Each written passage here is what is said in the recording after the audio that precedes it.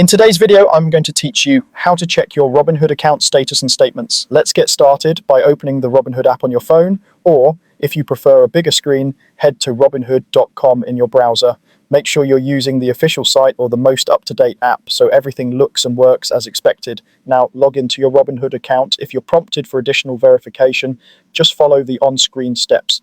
Once you're in, you'll land on the main investing page. This is your home base and the quickest way to gauge your account at a glance. Take a look at your buying power. This number reflects how much you can invest right now, and it often provides the first clue about whether your account is fully funded.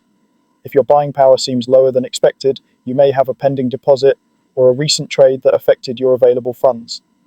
Next, check your recent activity. This section helps you see what just happened in your account, like deposits, withdrawals, and executed orders. It's a great way to confirm whether money you moved in is still pending or has cleared.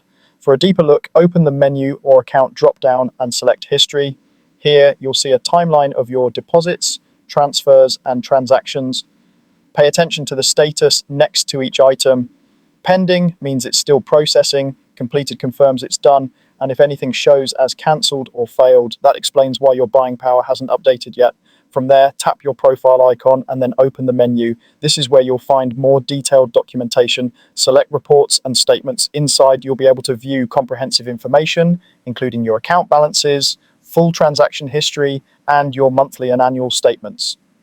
These statements are especially useful for confirming exact dates, amounts, and any dividends or fees reflected in your account over time. If you're comparing numbers, match the dates on your statements with what you see in history to reconcile any differences. Finally, review all of this information together to confirm your account status. If your deposits show as completed and your buying power reflects those funds, your account is fully funded and active. If deposits are still pending, you may see temporary holds, and some actions might be limited until they clear. If you don't see expected funds or activity, recheck history and your statements to pinpoint where the process currently stands. And that's it.